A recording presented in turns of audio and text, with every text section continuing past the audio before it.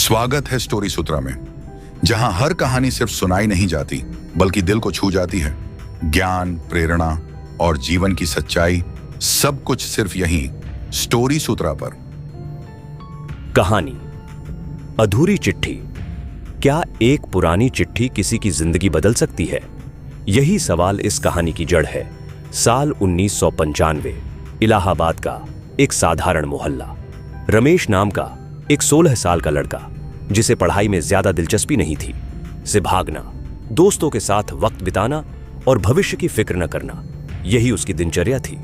एक दिन पुराने घर की सफाई करते हुए उसे लकड़ी की अलमारी में एक पीली पड़ चुकी लिफाफा मिला। उस पर धूल जमी हुई थी और सामने लिखा था, मेरे बेटे के नाम जब भी यह चिट्ठी मिले। रमेश चौंक गया। यह चिट्ठी उसके दादाजी की लिखी हुई थी, जो अब इस दुनिया में नहीं थे। रमेश ने कांपते हाथों से चिट्ठी खोली और पढ़ना शुरू किया। बेटा, जब तू यह चिट्ठी पढ़ रहा होगा तब शायद मैं इस दुनिया में न रहूं, पर मेरे अनुभव, मेरी गलतियां और मेरी सीख तुझ तक जरूर पहुंचेगी।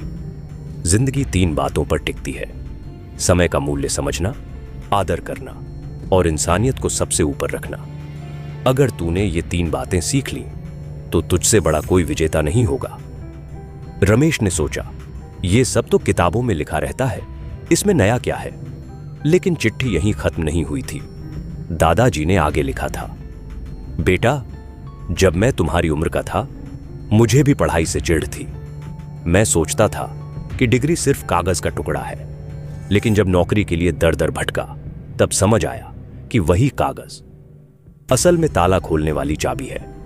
मेरे दोस्त रामलाल ने मुझसे कम पढ़ाई की, लेकिन रोज मेहनत करके अपनी दुकान चलाई और ईमानदारी से आगे बढ़ता गया। वह मुझसे बहुत कम बोलता था, पर एक बात हमेशा कहता, समय और ज्ञान यही असली पूंजी है। मैंने यह देर से समझा और मेरी यही गलती मैं नहीं चाहता कि तू दोहराए। चिट्ठी पढ़ते पढ़ते रमेश की आंखें नम हो गईं। उसे लगा जैसे उसके दादाजी आज भी उसके सामने खड़े होकर कह रहे हों, बेटा, तू खेलों में अच्छा है, दोस्तों संग हंसी मजाक भी कर, पर जिंदगी का असली खेल तभी जीतेगा जब ज्ञान और समय को पकड़ पाएगा। उस रात रमेश सो नहीं पाया। उसने सोचा, अगर दादाजी इतनी बातें सोच सकते थे तो मुझे क्यों नहीं? अगले दिन से रमेश ने छोटी छोटी आदतें बदलनी शुरू की। सुबह जल्दी उठना, पढ़ाई में मन लगाना और हर रोज कुछ नया सीखना। धीरे धीरे उसकी मेहनत रंग लाने लगी।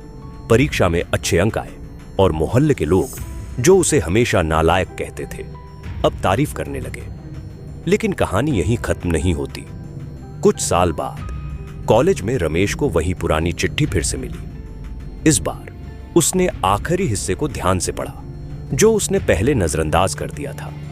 उसमें लिखा था, बेटा, अगर तू कभी सफल हो गया तो यह मत सोचना कि तूने सब कुछ पा लिया। तेरी असली पहचान यह होगी कि तू दूसरों की मदद कितनी करता है। ज्ञान को अपने तक मत रखना, बांटना। जैसे दीपक खुद भी जलता है और दूसरों को भी रोशनी देता है, वैसे ही इंसान को भी बनना चाहिए। याद रखना, अगर तू सिर्फ अपने लिए जिएगा तो एक दिन अकेला रह जाएगा। अगर दूसरों के लिए जिएगा तो मरने के बाद भी लोग तुझे याद करेंगे। इस चिट्ठी ने रमेश की सोच को पूरी तरह बदल दिया। उसने तय किया कि वह सिर्फ नौकरी के पीछे नहीं भागेगा, बल्कि ऐसा इंसान बनेगा जो समाज को कुछ दे सके। पढ़ाई पूरी करने के बाद रमेश ने गांव के बच्चों के लिए एक लाइब्रेरी खोली। वह बच्चों को कहता, पढ़ाई सिर्फ नौकरी के लिए मत करो, पढ़ाई जिंदगी समझने के लिए करो। धीरे धीरे उसकी लाइब्रेरी इलाके की पहचान बन गई। लोग उसे सम्मान देने लगे। रमेश समझ गया कि दादाजी सही कहते थे, ज्ञान और समय सबसे बड़ी दौलत है। दोस्तों, यह कहानी हमें 3 बातें सिखाती है। समय की कीमत, जो आज खोया वो कल कभी वापस नहीं आता। ज्ञान की ताकत, यह हीरे मोती से भी ज्यादा कीमती है। इंसानियत की असली पहचान, जो दूसरों के काम आए, वही सच्चा विजेता है। तो सोचिए, क्या आपके पास भी ऐसी कोई अधूरी चिट्ठी है जो आपके बड़े बुजुर्गों ने कभी कही हो और जिसे आपने अभी तक गंभीरता से न लिया हो? दोस्तों, स्टोरी सूत्रा की इस कहानी को सुनने के लिए आपका दिल से धन्यवाद। अगर आपको यह कहानी पसंद आई तो लाइक, शेयर और सब्सक्राइब करना मत भूलिए।